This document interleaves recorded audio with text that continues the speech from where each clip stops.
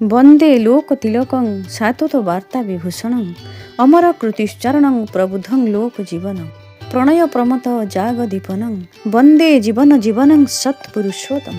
जय गुरु। प्रथमे आपण मानक समस्त को आमर यही अमृतवाणी चैनल को अनेक अनेक स्वागत जनाऊछु। आज समय रे समाज रे जीवन जीवा जे केते जटिल हो जाइछि। प्रत्येकंकर जीवन संघर्षमय हो उठिछि। जीवन रे एमिति गोटे समय आसी पहुँचे जोठिके लगे जेपरि सबकिछि शेष हो जाउछि, आगकू जीवनर मान ही किछि नाही। एसबु डिप्रेशन रु रक्षा पाइबा पई श्री श्री ठाकुर कौन कहिसेंती आसंतु जानिबा ही वीडियो माध्यम रे। ग्रामर गोटे मुंडरे छोट गोटे भंगा घर सामने छिड़ा होइथिले रणजीत, एक हताश विभ्रांत युवक। चारिआडे सूर्यंकर आलोक रश्मि बिछाड़ी होई पड़िथिले मध्य तांको जीवन रे जेपरि कौनसी आलोकर आभास नथिला। बयस मात्र 25, किंतु आखि तले क्लांतिर कला बादल छाई होई रहिछि। आ मुहरु स्पष्ट बारी होई पड़ुछि गभीर दुश्चिंतार रेखा। रणजीत स्कूल रे पढ़िबा समय रे थिले खूब मेधावी छात्र। स्कूल रे शिक्षक और छात्र छात्री माने तांकु नहीं गर्व करुथिले, किंतु समयर साथे साथे सबु किछि बदली गला।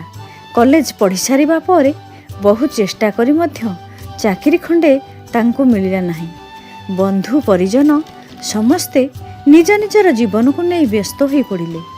परिवार रे चाप बढ़िबा को लागिला। केबे कौन करिवो, केते दिन आ बसी रहिबो, एही सब कथा भाबी भाबी रणजीतर मन होई उठला विषाक्त। गोटे राति रे एका एका बसी भाविला, सतरे कौन मु कौनसी कार्य करि परिबि नाही, मोर बंची रहिबार कौन किछि भी आवश्यकता नाही।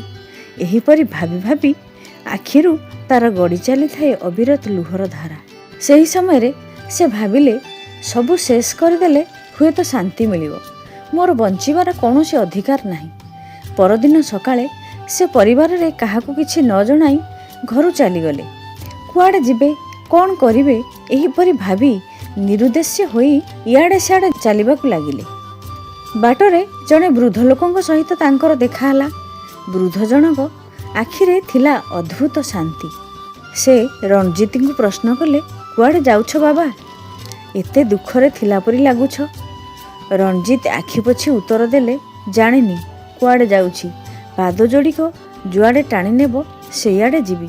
वृद्ध लोकटी तार पिठी थापुड़े दे मृदु हसी कहिले, हारी जाइछ तो ताहेले आगे निजकू खोज नाही, थरुटिए श्री श्री ठाकुर अनुकूल चंद्रकर आश्रम जाई देख।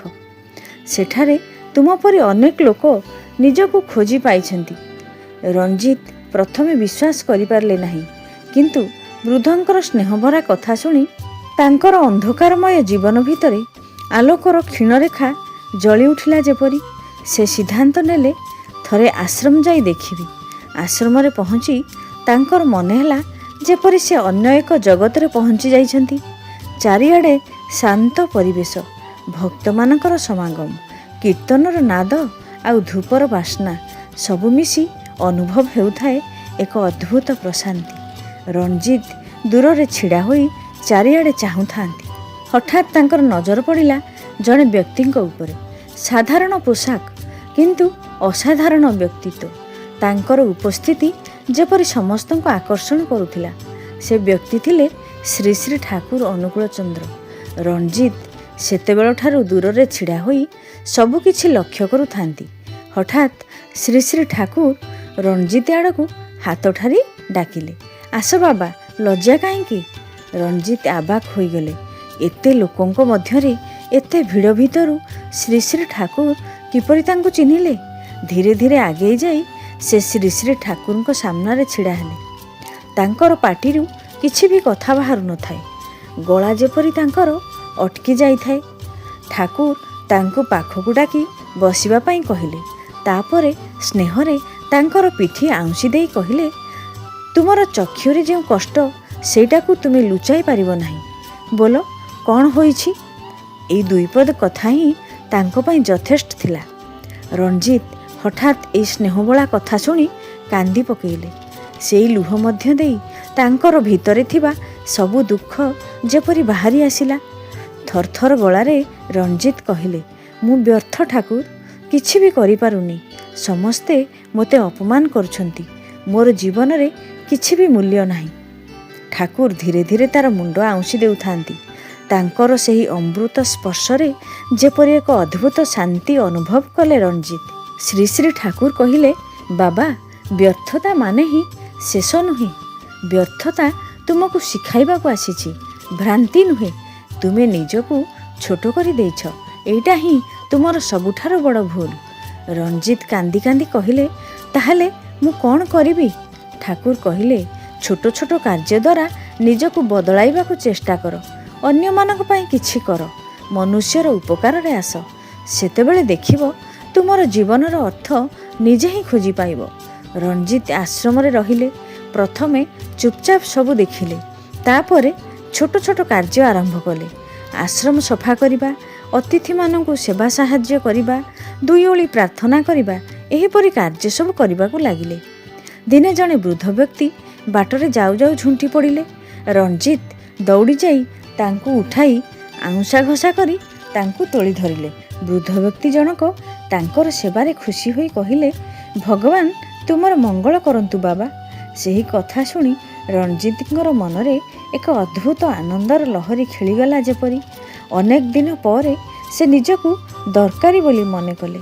ସେଇ ରାତିରେ ଠାକୁରଙ୍କ ପାଖକୁ ଆସି କହିଲେ, ଆଜି ମୁଁ ଜଣକୁ ସାହାଯ୍ୟ କରି ଖୁବ୍ ଖୁସି ହେଲି। ଶ୍ରୀ ଶ୍ରୀ ଠାକୁର ମୁଚକି ହସି କହିଲେ, ଦେଖିଲ, ଅନ୍ୟର ମୁହଁରେ ହସ ଫୁଟାଇ ପାରିଲେ କିପରି ନିଜର ମନ ହସେ। ଏଇଟା ହିଁ ଜୀବନର ଅସଲ ଅର୍ଥ। ଏହିପରି ଭାବେ ଦିନ ସବୁ କଟିବାକୁ ଲାଗିଲା। ରଞ୍ଜିତ ମଧ୍ୟରେ ଯେପରି ଗୋଟିଏ ନୂତନ ମଣିଷ ଚେଇଁ ଉଠିବାକୁ ଲାଗିଲା।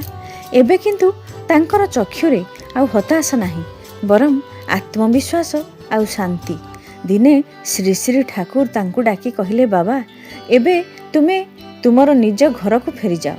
ରଞ୍ଜିତ ଆବାକ୍ ହୋଇ କହିଲେ, ମୁଁ କ'ଣ ଏଠାରେ ରହିପାରିବି ନାହିଁ? ଶ୍ରୀ ଶ୍ରୀ ଠାକୁର କହିଲେ, ନା ବାବା, ତୁମେ ଯେଉଁ ଆଲୋକ ପାଇଛ ସେଇଟା ଖାଲି ନିଜ ପାଇଁ ରଖିବା ପାଇଁ ନୁହେଁ। ତୁମର ଗ୍ରାମକୁ ଫେରିଯାଅ। ସେଠାରେ ତୁମେ ଅନ୍ୟମାନଙ୍କ ପାଇଁ ବାସ୍ନା ହୋଇ ଚାରିଆଡ଼େ ମହକି ଯାଅ। ରଞ୍ଜିତ ଫେରିଗଲେ ତାଙ୍କର ଗ୍ରାମକୁ। ପ୍ରତିଦିନ ଗ୍ରାମର ଛୋଟ ଛୋଟ ପୁଅ ଝିଅମାନଙ୍କୁ ପଢ଼ାଇଲେ। ଗ୍ରାମର ବୃଦ୍ଧ ଅସହାୟମାନଙ୍କୁ ସାହାଯ୍ୟ ସେବା କଲେ। ଗ୍ରାମର ଲୋକମାନେ ଆବାକ୍ ହୋଇଗଲେ, ଏଇକି ସେହି ଆଗର ହତାଶ ପିଲାଟା। ଧୀରେ ଧୀରେ ଗ୍ରାମର ସମସ୍ତେ ରଞ୍ଜିତଙ୍କୁ ସମ୍ମାନ କରିବାକୁ ଲାଗିଲେ। ଦିନେ ତାଙ୍କର ବାବା ତାଙ୍କୁ ଡାକି କହିଲେ, ତୁ ଆଜି ସତରେ ଭଲ ମଣିଷଟିଏ ହୋଇ ଉଠିଛୁ ବାବା। ରଞ୍ଜିତଙ୍କର ଚକ୍ଷୁରେ ଜଳ ଆସିଗଲା। ସେଇ ଲୁହ ଦୁଃଖର ନୁହେଁ, ସେଦିନ ଥିଲା ସେ ଖୁସିର ଲୁହ। ସେ ମନେ ମନେ ପ୍ରଣାମ କଲେ ଠାକୁରଙ୍କୁ ଏବଂ କହିଲେ, ଆପଣ ମୋତେ ନୂତନ ଜୀବନ ଦାନ କରିଛନ୍ତି ପ୍ରଭୁ। ଆପଣଙ୍କ ଦୟାରୁ ହାରିଯାଇଥିବା ଏଇ ଲୋକଟି, ଜୀବନ ପ୍ରତି ବୀତସ୍ପୃହ ହୋଇଯାଇଥିବା ଏଇ ଲୋକଟି ଆଜି ବଞ୍ଚିବା ଶିଖିଯାଇଛି ପ୍ରଭୁ। ସେ ସବୁବେଳେ ଶ୍ରୀ ଶ୍ରୀ ଠାକୁରଙ୍କର ସେଇ ଦୁଇପଦ କଥା ମନେ ପକାଉଥାଏ, ତୁମେ ବ୍ୟର୍ଥ ନୁହେଁ, ତୁମେ ହାରିନ, ତୁମେ ନୂତନ ପଥ ଖୋଜି ପାଇଛ। ତେଣୁ ଏଇ କଥାଟିରୁ ଆଜି ଆମେ ଜାଣିଲେ ଯେ ଯଦି ଜଣେ ହାରିଯାଇଥିବା ବ୍ୟକ୍ତି ତାର ଜୀବନରେ ଯଦି ସଠିକ୍ ନିର୍ଦ୍ଦେଶନା ପାଏ, ସେତେବେଳେ ସେ ଖାଲି ନିଜର ଜୀବନ ବଦଳାଏ ନାହିଁ, ସେ ଅନ୍ୟମାନଙ୍କ ମଧ୍ୟରେ ଆଲୋକ ବିଚ୍ଛୁରିତ କରିଦେଇପାରେ। ଆଉ ସେହି ଆଲୋକ ହୋଇଉଠେ ବାସ୍ତବରେ ତାର ଜୀବନର ଅର୍ଥ। ତେଣୁ ଜୀବନ ହେଉଛି ଭଗବାନଙ୍କର ଅମୂଲ୍ୟ ଦାନ। ତାକୁ ବ୍ୟର୍ଥରେ କଟିଯିବା ପାଇଁ ନ ଦେଇ ଆମେ ଯଦି ସଠିକ୍ ମାର୍ଗରେ ଚାଲିପାରିବା, ତେବେ ଆମର ଜୀବନ ସାର୍ଥକ ହେବ ହିଁ ହେବ। ଆଜିର ଆଲୋଚନାଟିକୁ ଏଇଠି ରଖୁଛି। ଶେଷରେ ସମସ୍ତଙ୍କର ପଞ୍ଚ ମହାବିଧ ଜୀବନର ମଙ୍ଗଳ କାମନା କରି ରହୁଛି। ଜୟ ଗୁରୁ।